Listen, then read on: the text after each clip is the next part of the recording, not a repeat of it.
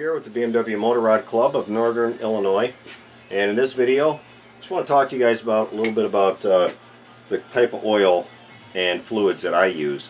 Now what you use might be different, but I've gotten a lot of questions via email, phone calls, all kinds of stuff, comments in the YouTube's comment section about what type of oil to use, what kind do I use, that kind of thing. The type of oil that I use for these older bikes, pretty much 2005, 2006 and below, so down to 1999. I do not use any synthetic oil in the engine, that being because of the rear main seal. It has a tendency to leak with that synthetic oil. What happens is the synthetic oil molecule chains on synthetic oil are smaller and more consistent than regular conventional motor oil, and because of that they tend to start slipping right through the seal as it gets worn out. It gets hard over time. The heat and cooling process turns that rubber seal back there pretty brittle and hard, and then it will leak, and then it will soil up the clutch. And you guys have already, maybe some of you have already known, you know, what happens when that rear main seal blows out or it starts leaking, gets on the clutch. That's it, can't go anywhere. So what I use is any off-the-shelf brand. I don't care what brand it is. This happens to be O'Reilly's brand. It was pretty inexpensive at the store.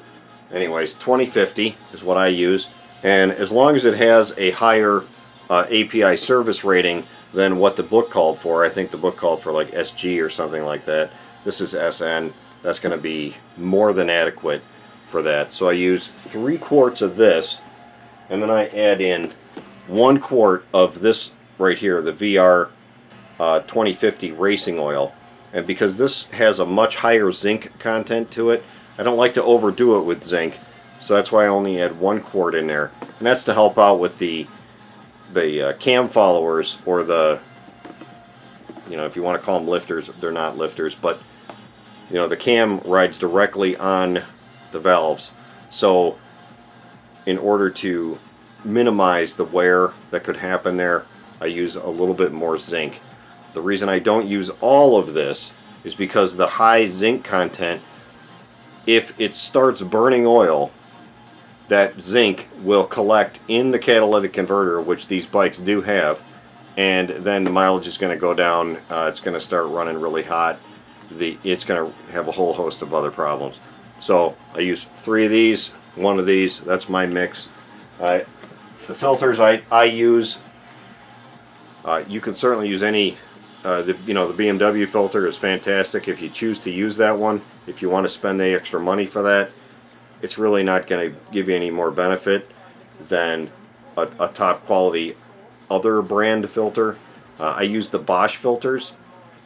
I use either the Bosch 3330, which you can find at any auto parts store that sells Bosch, or I get mine from Beamer Boneyard, and they have a filter kit that you can buy that's even less expensive, especially if you buy it in bulk. So that's what I use for a filter. When I change out my brake fluid and clutch, when I do the clutch flush, I use this right here, this Valvoline .3+4 brake fluid. It calls for .4. This is compatible with 3 and 4. I've been using this for years, and I have no problems with this stuff. I put it in customer bikes, running it everything. You can usually get it on sale at at various places like Advance Auto, things like that, and you can find it all over. It's pretty universal. You don't have to go hunting around for .4. For the final drive and the transmission, I use synthetic in those. So what I'll use every once in a while, you know, if I run out of what I normally would use, I'll just use some Valvoline or Mobil 1 or whoever, synthetic 7590. You can use the 75-140. There's guys that use that and swear by it. If you're running in hot climate a lot, like if you're out west, in California, Utah, that area where it gets pretty damn hot in the summertime, might be a good idea to switch out to something hotter. Here in the northern Illinois, in the upper Midwest, we don't tend to have a lot of tremendously hot days. It can be really humid, but that's not going to have any effect on anything. So what I tend to run is I go right down the middle of the road. I use AMSOIL 75-110. I've used that in both the transmission and the final drive. Okay, for coolant. Now what I use for coolant is either, it has to be something that is compatible with aluminum engines.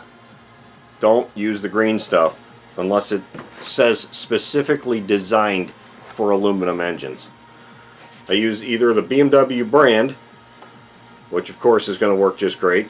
Mix it 50-50 with water. Or I use engine ice. This is a ready-to-use formula, so it takes about a little bit less than a gallon to do. Pretty sure it takes less than a gallon. Maybe it takes less. Yeah, it's less than a gallon. Just less than a gallon to do the K-bike and to do a full flush. You only have to do that about once every 5 years, or if you got a problem and you got to empty the coolant system. But I really like this engine ice. This is what I use in my bike right here. Other people want the Bmw Antifreeze. It really works. It's like apples and apples, I guess. This is I think ethylene glycol maybe, and the other one is something else. This is essentially non-toxic, so if the dog laps it up or something. My dogs, they don't tend to drink antifreeze. Although I got a new dog, he might. Huh? I don't know. Which I'll just give you a little brief aside here. There's the new dog right there. That's Coco. You'll probably see him in some of the. Don't let his looks fool you right now. He's sleeping right now, but he is a wild boy. He's only, at the time of making this video, about 14 months old, and we just got him. He's crazy. Yes, I still have Biscuit, by the way. She's still around. She's just out shopping right now with the wife. Thank you for watching, and we'll have some more videos coming up real soon.